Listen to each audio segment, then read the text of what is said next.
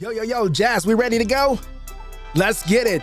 I want you to say it with me on the count of three. 1, 2, 3. Life of List. Let's go. Don't let this moment past you.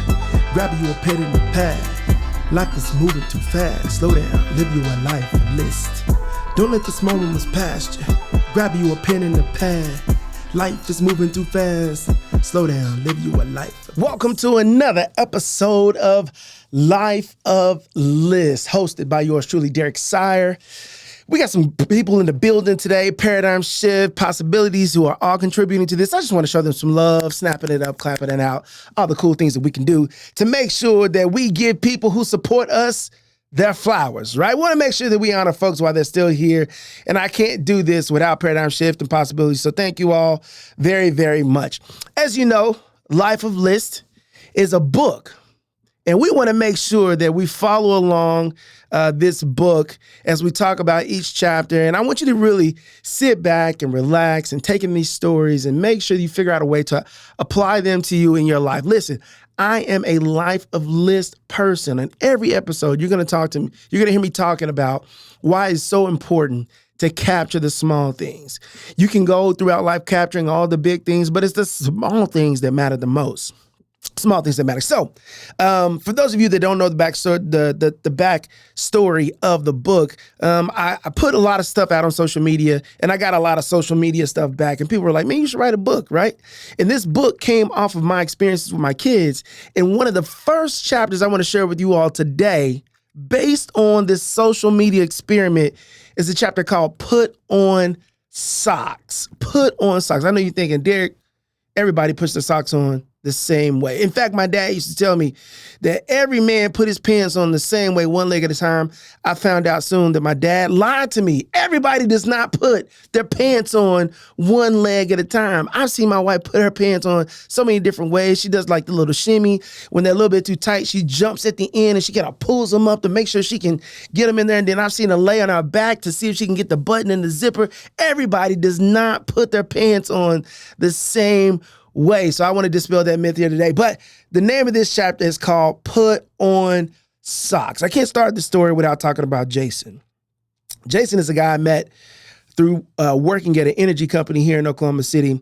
And one of the things that I did for the energy company was I coordinated athletic activities. Well, he was one of the regulars, and his frequency naturally led to him building a relationship with several of the people that worked in the building, and I was one of those folks.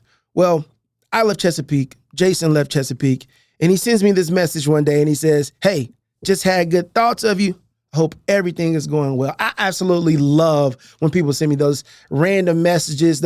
I'm not talking about the happy Thanksgiving, happy Father's Day, Merry Christmas texts from the people that you don't even know, right? You don't even have their number saved in their phone, and they're just like, "Happy Thanksgiving." You're like, thumbs up, thanks, right? You don't even know who it is. Jason is one of those guys that will just pop up every now and again and give you a heartfelt, meaningful message. And his message said, "I just had good thoughts of you. Hope everything is going well." Well, over the course of time, Jason and I ended up connecting, and I said, "Hey man, let's go golf." And he was like, "Okay, I'm not much of a golfer, but we can go golf, right?" So he said, "If I go golfing with you, then you have to do something with me." So he didn't say what the something was, right? I just wanted to go golf. So we get out there, we go about 3 holes, 6 holes, 9 holes. We go through, we make the turn, 12 holes, 15 holes. Well, by this time we're hot and we're over golf because we're not playing well. And he says, "Hey man, come back to the house." So we go back to the house, we're hanging out. He has a beautiful home, beautiful family.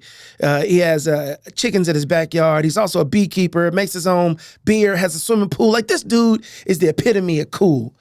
Well, Jason also has been trying to work out as well.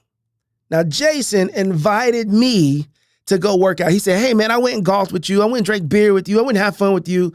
It is now your turn to repay the favor." And I had to go work out with Jason. Well, we show up to this place. We know the lady who owns the gym. And for the next 60 minutes, my body was beat up. Listen, if you have not worked out in a long time, don't go from 0 to 100. Go from 0 to 5, right? Feel free to walk your way into a workout. Feel free to just ease your way into the workout. And that is not what I did. You know why I didn't ease my way into the workout? Because I had this image of 18-year-old Derek 19-year-old Derek running around, jumping, falling, getting up. I can't even sneeze without pulling a muscle now. I'm careful the way I get out of the bed. I do this gently roll to the side, feet on the floor. I don't just jump up. I got to rub my knees and my thighs a little bit. I got to make sure that my body, my mind warms up. Then I stand up and I do this halfway bent over like this. Walk to. Listen, I'm telling you, this guy that is getting out of the bed like that today tried to go work out and it didn't turn out well. I ended up going home, barely made it home. I get to the house and I can't even put my socks off. I can't even pull my socks. I'm looking at them on the floor like I can't even. I don't know how many of you can touch your toes. I'm not one of those people, but it's like they look so close. If you look down at your feet look so close. It looks like I would just be able to reach down and touch them, but I couldn't. And I still can't to this day. But after working out all the time, I just could not touch my toes, which means that I definitely couldn't put on my socks. What does this mean? For me, when I think about taking my time and getting back into things that I lost sight of, when I think about setting goals and achieving them, I often think of this day of not being able to put on my socks. I used to be an athlete. I played 5 sports in high school. I was in college. I played college football. I had an opportunity to do some really, really cool things with my mind and my body. And over time, I just kind of lost vision of some things that were really important to me. And one of those things was my physical health. I don't know for you all what it might be, but there's some things that you used to do and you loved them and you were good at them. I don't know if it was gardening or crocheting. I don't know if it was hanging out with your kids. I don't know if it was hanging out with your parents or going to the library, reading a book, exercising, right, cooking, whatever it is. There's some things that you used to do that you no longer do, that you've lost sight of. For me, it was going to the gym. It's playing basketball. It's getting out, throwing a frisbee, playing ultimate frisbee, playing soccer, playing flag football. I was so active, and I lost sight. I'd lost the vision of what was important to me, and that was not only being physically fit, but also having fun. So what does it take? When we think about going from being an athlete, being able to dunk a ball and squat and lift a lot of weight, to not being able to put on my socks. There's a lot of things that happen in between one end and the other. And I can go back and I can count them all out. I can talk about the food that I ate and the times that I probably should have drank water and I drank something else. I can think about the times that I probably should have gotten up early, but then I slept in. I probably shouldn't have stayed up so late, and I stayed up anyway. Probably some things that I probably put in my body that I should not have. Some things that I've done that I look back on now and I'm like, man, if I had not done that, I probably would be able to put on these socks that I'm looking at right now, but I didn't. And so now I'm faced with that situation. And I want you all to go back and think. Remember, we're not talking about the big things. I will very rarely talk about the big things on this podcast. I'm not concerned with the big things. Everybody remembers the big things. You remember the time you dunked the ball. You remember the time that you ran the fastest 40 and the fastest 100. You remember lifting and squatting that weight, right? If we're talking about physical stuff. You remember standing on that stage and singing that song. You remember crocheting a blanket, and you remember growing your own fruits and vegetables. You remember waking up being eager to go out and spend time and read a book. You remember those things. You know what things they are. What I'm saying, what are the small things that got us from doing the things that we love to being so far away from doing those exact same things we used to anticipate and set time aside for? What are they? I know what they are for me. I don't know what they are for you, but you know what they are for you. Mine is socks. What are yours? Mine is being able to not bend over and pick up my socks. What's yours? What's keeping you from going back? I know for me, I got a treadmill put in my office. I turned my office into a workout room. I got dumbbells and a bench in there. I got a bike. I got a TV set up. I got some bands.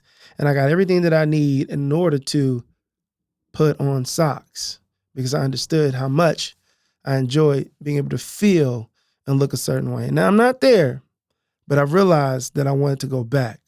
And so for you, this is what I want you to do.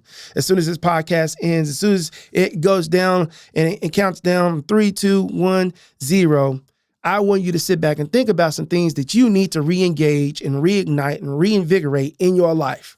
You no longer have to sit and look at those socks on the floor wishing they were on your feet. You can actually get up and make those things happen. And keep in mind, it's not the big things. You're going to be tempted to think about all the big things that you can do. But the way that you get to $1 million is by saving $1. And the way that you get to a mile is by taking a step.